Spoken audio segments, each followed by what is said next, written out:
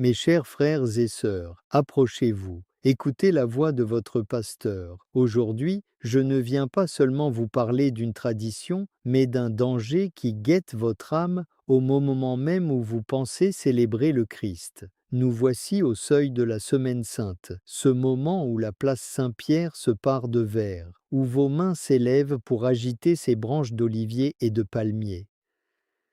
Mais dites-moi, au fond de votre cœur, que tenez-vous réellement dans vos mains? Est-ce un simple morceau de bois, un souvenir de dimanche, ou un objet qui peut soit vous lier au ciel, soit devenir le témoin de votre propre hypocrisie? Il existe une frontière invisible entre la piété et la superstition. Trop souvent, je vois des fidèles traiter ces rameaux bénis comme des porte-bonheur magiques, des talismans que l'on jette dans un coin de la maison une fois la fête passée. Écoutez-moi bien. Ce que vous faites avec ce rameau après la messe décide de la place que vous accordez réellement au Seigneur dans votre vie. Si vous saviez le poids spirituel de ce geste, vous ne le feriez jamais avec légèreté. Le dimanche des rameaux est le jour de la grande acclamation, mais c'est aussi le jour où la foule a crié « Hosanna » avant de crier « Crucifie-le » quelques jours plus tard. Ne soyez pas cette foule.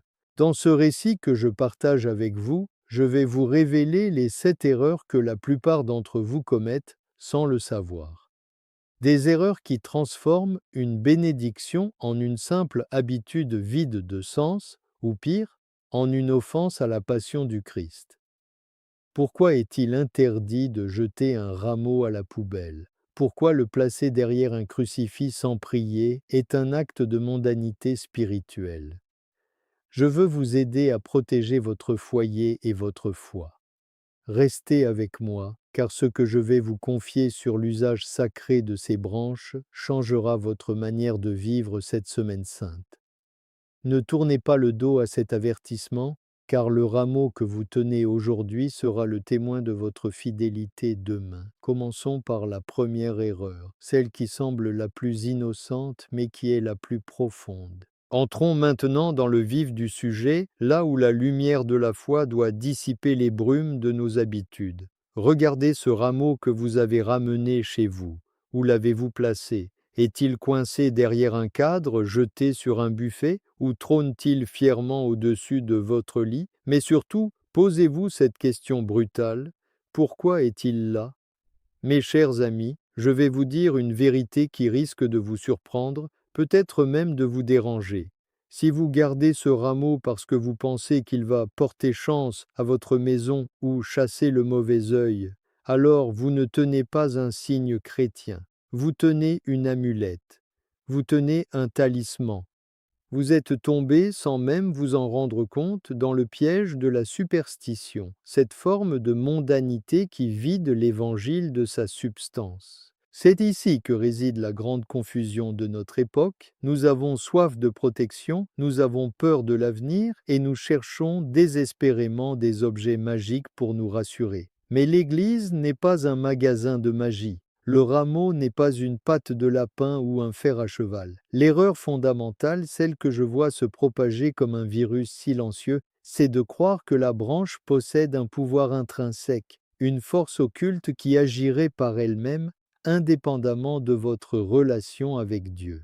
Écoutez bien, ce n'est pas le bois qui bénit, c'est le Christ. Le bois, en lui-même, n'est que de la fibre végétale qui finira par sécher et tomber en poussière. Si votre foi s'arrête à l'objet, alors votre foi est morte. Imaginez un instant un homme qui se noie et à qui l'on tend une perche. L'homme ne doit pas adorer la perche. Il doit s'y agripper pour atteindre la main de celui qui le sauve. Le rameau est cette perche. Il est ce qu'on appelle un sacramental. Il est là pour pointer le doigt vers Jésus, le roi des rois, qui entre humblement sur un ânon pour nous sauver.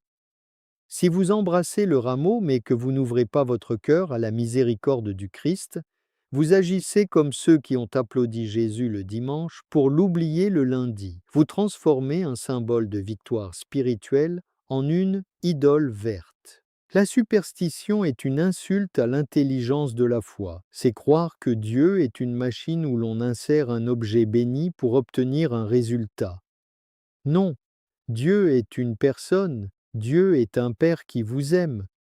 Il ne veut pas que vous placiez votre confiance dans une branche d'olivier, mais dans sa parole. Garder un rameau chez soi sans prier, sans se souvenir de la passion, sans changer sa manière d'aimer son prochain, c'est comme garder une enveloppe sans jamais lire la lettre qu'elle contient. C'est une coquille vide. Certains me diront, mais Saint-Père, ma grand-mère le faisait. Et je vous réponds, l'intention de nos anciens était souvent pure. Mais nous devons aujourd'hui purifier notre pratique. Ne laissons pas le paganisme se déguiser en piété. Si vous croyez que le rameau va empêcher votre voiture de tomber en panne ou vous faire gagner au loto, vous vous trompez de Dieu. Le Christ ne nous a pas promis une vie sans épreuve, il nous a promis sa présence dans l'épreuve. Le rameau est là pour vous dire « Souviens-toi que ton roi a souffert pour toi, sois prêt à porter ta croix avec lui ». C'est là que l'algorithme de nos vies spirituelles doit être réinitialisé. La valeur de ce que vous avez entre les mains ne dépend pas de la taille de la branche ou de la complexité de son tressage. Elle dépend de la qualité de votre foi. Un rameau dans la main d'un homme qui refuse de pardonner à son frère n'est qu'un morceau de bois mort. Mais un rameau dans la main d'une femme qui pleure ses péchés et demande la grâce de la conversion devient un sceptre de lumière. Alors, je vous pose la question, quel pouvoir donnez-vous à votre rameau? Est-il le gardien magique d'une maison qui ne prie plus, ou est-il le mémorial vivant d'un Christ qui règne sur votre foyer? Ne confondez jamais le signe avec la source. La source, c'est le sang versé sur la croix. Le signe, c'est ce rameau. Si vous séparez le signe de la source, vous n'avez plus rien. Vous avez une illusion. Dans la partie suivante, je vais vous révéler les erreurs concrètes, les gestes précis que nous faisons tous et qui transforment cette bénédiction en une simple habitude mondaine.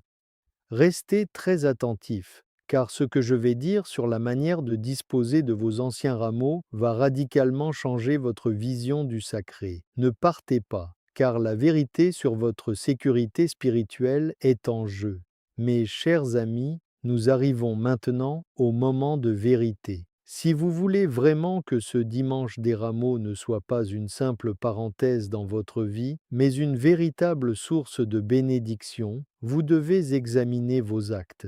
Je vais énumérer avec vous 7 erreurs, 7 pièges dans lesquels nous tombons trop souvent par négligence ou par manque de formation. Écoutez attentivement, car chacune de ces erreurs est un voile que nous jetons sur la lumière du Christ. La première erreur, et sans doute la plus grave, est de jeter votre rameau à la poubelle. Écoutez bien la gravité de mes paroles. C'est un sacrilège. Ce rameau n'est plus un simple déchet végétal une fois qu'il a reçu la bénédiction de l'Église. Il appartient désormais au domaine du sacré, il appartient à Dieu. Le jeter parmi les restes de nourriture ou les immondices, c'est dire au Seigneur, « Ta bénédiction ne vaut rien à mes yeux. » Dans notre culture du déchet, nous avons pris l'habitude de tout consommer et de tout jeter. Mais la grâce ne se jette pas. Un objet béni se traite avec révérence. S'il est trop vieux, on le brûle ou on l'enterre dignement, car il doit retourner à la terre sans être souillé. Ne traitez pas le don de Dieu comme un emballage inutile. La deuxième erreur est d'utiliser le rameau pour la magie ou des rituels païens. Je vois parfois des fidèles courir dans leur jardin pour planter ces branches afin de faire pousser les légumes ou de protéger les récoltes comme s'il s'agissait d'un sortilège. Frères et sœurs, c'est du paganisme pur. Le Christ n'est pas un magicien de la nature. Il est le créateur de l'univers. Utiliser un objet de la passion pour des superstitions agraires, c'est rabaisser la puissance de la croix à un niveau terrestre et égoïste. Votre jardin poussera par la grâce de la création et votre travail, pas par une manipulation magique d'un rameau béni. Ne mélangez pas la foi et la sorcellerie. La troisième erreur est l'oubli et l'indifférence. Laissez le rameau derrière un cadre. Nous rentrons de la messe, nous glissons la branche derrière un crucifix ou une image sainte et nous l'oublions.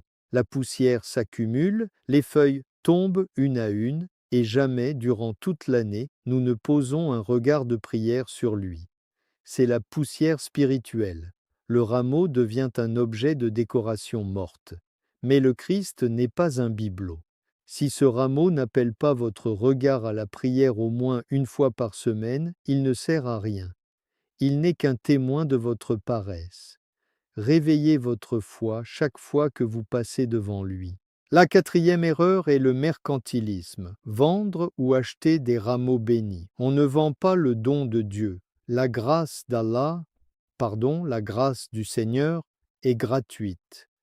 Voir des commerces se faire autour d'objets que l'Église offre par la prière est une douleur pour mon cœur. Rappelez-vous Jésus chassant les marchands du temple. Ne transformez pas la place Saint-Pierre ou vos parvis d'église en marché. Si vous achetez un rameau par nécessité, faites-le pour l'objet, mais sachez que la bénédiction, elle, n'a pas de prix. Elle se reçoit dans l'humilité, pas avec un portefeuille.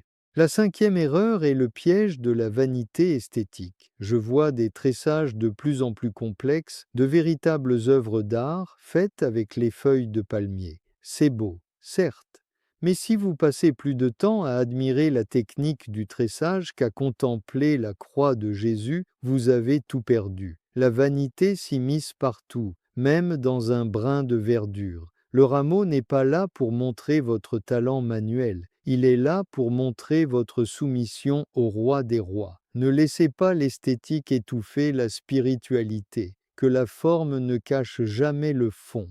La sixième erreur est de ne pas renouveler vos rameaux. Certains gardent des branches sèches depuis 10 ans, comme des reliques intouchables.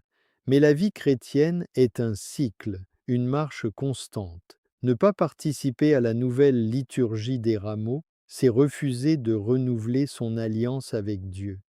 Chaque année, nous avons besoin de cette sève nouvelle, de ce rappel frais que Jésus entre à nouveau dans notre Jérusalem intérieure. Garder de vieux rameaux sans jamais revenir à la source, c'est se contenter d'une foi fossilisée. Enfin, la septième erreur, la plus hypocrite de toutes, est d'agiter le rameau sans repentir. C'est crier Hosanna le dimanche et mépriser son prochain le lundi. C'est porter le signe de la paix du Christ tout en nourrissant de la haine, de la médisance ou de l'indifférence envers les pauvres et les souffrants. Si votre main agite le rameau alors que votre cœur est fermé à la miséricorde, vous agissez exactement comme la foule qui a trahi Jésus. Le rameau est le symbole de votre engagement à suivre le Christ jusqu'au bout. Si vous ne voulez pas changer de vie, ne touchez pas au rameau, car il deviendra au jour du jugement la preuve de votre duplicité. Mes chers frères et sœurs, ces erreurs ne sont pas des détails, elles sont le reflet de notre état intérieur. Prenez soin de ce signe, traitez-le avec la dignité qu'il mérite, et il deviendra pour vous une véritable source de paix. Dans la partie suivante, je vais vous révéler le secret le plus émouvant de la tradition chrétienne, ce que deviennent ces rameaux lorsqu'ils sont brûlés. C'est là que réside le mystère de notre propre transformation. Ne manquez pas cette explication, car elle donne tout son sens à ce que vous tenez entre vos mains. Je révèle ici le rituel du mercredi des cendres. Les rameaux de cette année deviendront les cendres de l'année prochaine. Il explique comment la mort du rameau symbolise notre propre retour à la poussière et notre besoin de miséricorde. C'est le cycle de la vie chrétienne. Ne laissez pas ce message mourir ici. Partagez cette sagesse avec vos proches. Commentez Amen si vous recevez cette bénédiction. Que vos rameaux soient le signe d'un cœur prêt à suivre Jésus jusqu'à la croix. Je vous bénis au nom du Père, du Fils et du Saint-Esprit. Allez en paix.